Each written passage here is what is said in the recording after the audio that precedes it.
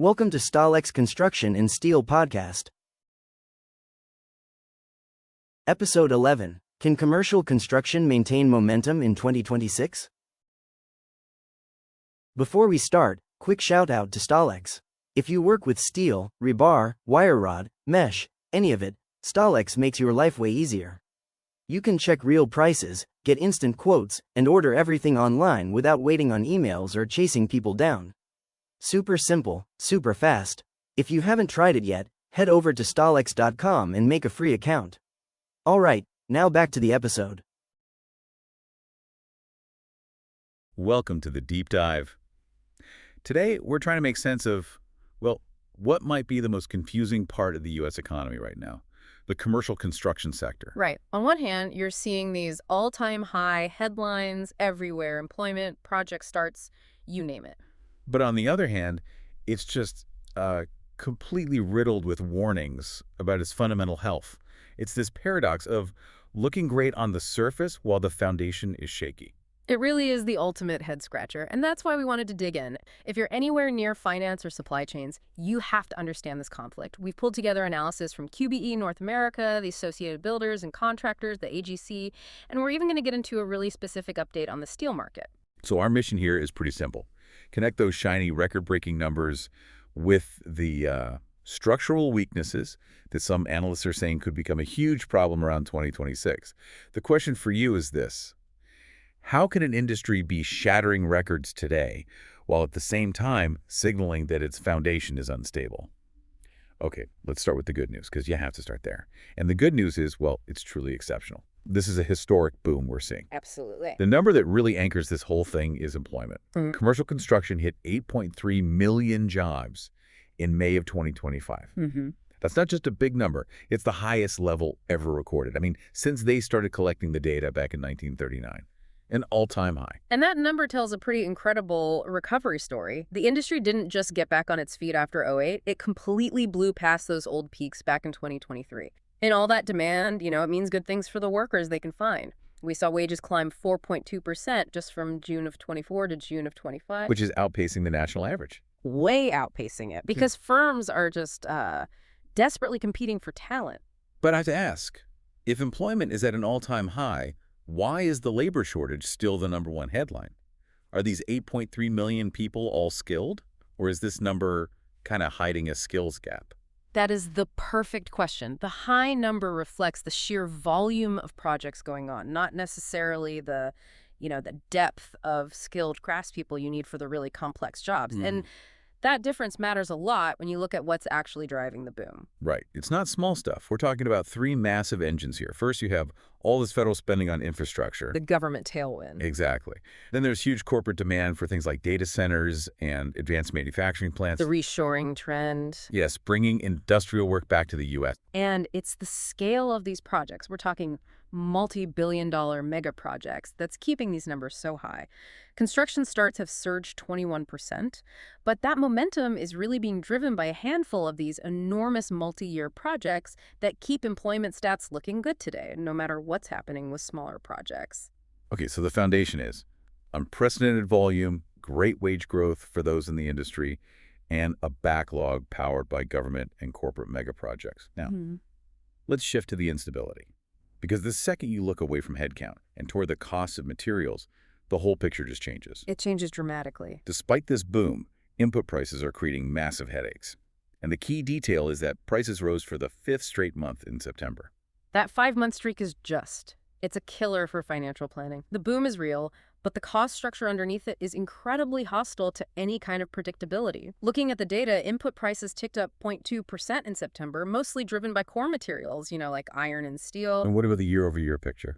Overall, input costs are up 3.5% from a year ago. For non-residential work, it's even a bit higher, about 3.8%. So when you put that 3.8% cost increase next to the 4.2% wage increase, the contractor's margin gets completely erased. The benefit of being able to attract talent is canceled out by what you're paying for materials. That's the tension. And this is where it gets really interesting for anyone listening. Forget the overall rate. Look at the year-over-year hikes on specific materials. The jumps are staggering. They hit the big ticket items. Steel mill products up a massive 12.4% over the past 12 months. Wow. Then you have things like switchgear and industrial controls equipment up 10.3%, and copper wire and cable that jumped 9.1%. When steel jumps 12.4% in a year, that just breaks any fixed-price contract you signed 9 months ago. That risk has to go somewhere. And the AGC analysis really shows what happens. This pressure creates a stop-and-go rhythm in procurement and production. So instead of a smooth flow of materials, they're constantly pausing, waiting for a price dip that might not even come. Yeah, exactly, which delays the whole schedule. And this ties into the margin squeeze. You have higher costs, but you're also facing what are called softer bid prices. Can you explain what that means? Absolutely. Softer bid prices just means the clients, the project owners, are pushing back hard. They see the inflation warnings, and they are refusing to absorb that risk in new bids. They want fixed pricing, which pushes all the risk of future costs back onto the contractor. So the contractor is caught. Higher material costs on one side, and less ability to pass them on the other.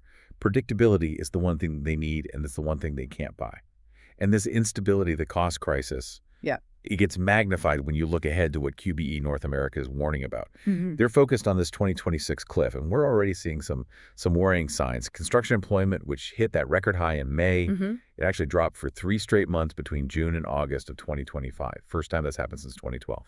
That dip is concerning for sure, but the bigger structural threat is still just manpower.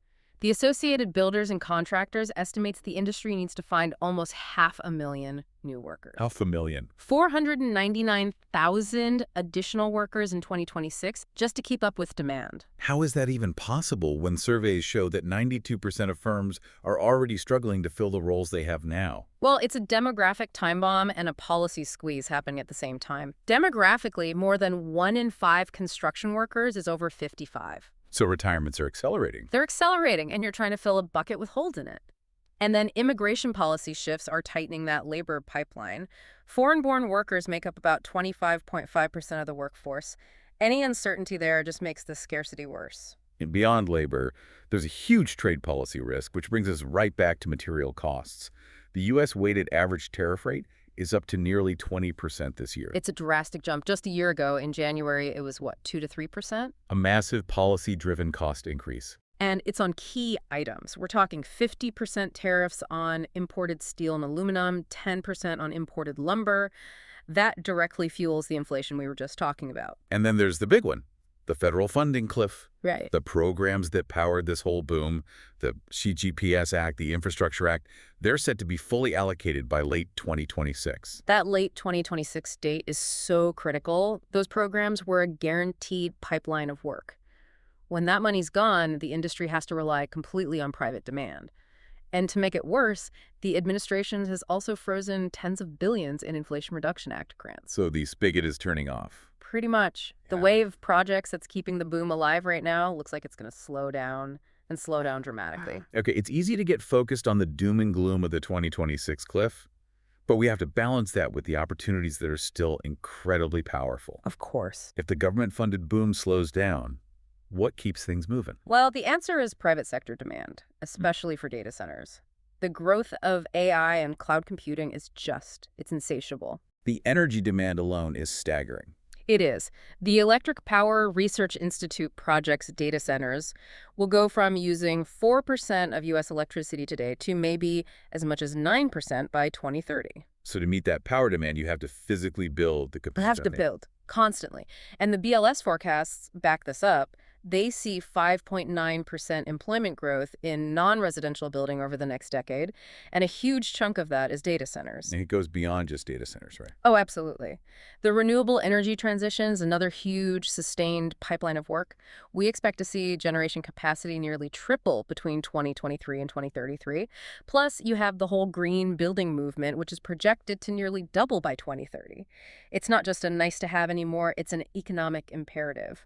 What's also fascinating is how global capital sees the U.S. market, despite all this internal instability we're talking about. Right. All the geopolitical uncertainty abroad, China's slowdown, tensions with Russia, it's actually pushing more investment here. The U.S. is seen as the world's safest bet. So money is flowing in. Trillions of dollars. We've seen pledges from the EU, the UAE, Japan, South Korea, the UK, all pouring money into U.S. infrastructure and manufacturing because they see it as the best risk environment on the planet. Okay, let's bring this all back down to earth with a very specific update from the StaalX steel report. Steel is so fundamental to everything we've discussed. What's the latest on price? Well, the current situation perfectly illustrates the market's weirdness. Nucor just announced a $40 per short ton increase on wide flange beams. Okay. But the interesting part is they didn't really cite a reason. They didn't point to rising scrap costs or anything like that. They just did it. Which signals incredible pricing power. So why can they do that? Simple supply and demand. Demand is outstripping domestic supply, and foreign imports are, as the report says, severely handicapped. These are the tariffs. Exactly. That 50% tariff wall is off the domestic market, so U.S. producers can raise prices even when their own input costs aren't really rising. So if you're a contractor trying to bid a project today, what's the short-term forecast? You have to assume prices are going to stay strong. These conditions should hold through the end of 2025 and well into the first quarter of 2026. We might even see flat-rolled prices join the increase in December. For builders, it's a clear signal that the cost environment is going to stay volatile and unpredictable. And so we come back to that core paradox. The strength is undeniable. Record jobs, huge mega projects. But the market's reliance on government spending that has an expiration date and its vulnerability to these supply chain shocks. It means the future is being dictated by policy, not just by demand. That's right. The U.S. construction industry is a global magnet for capital, no doubt, especially for things like data centers. But the instability in costs and labor means that the overall health of the market depends on a predictable flow of materials and people. And right now, that flow is compromised. Which leaves a pretty big question for you to think about as we head towards 2026.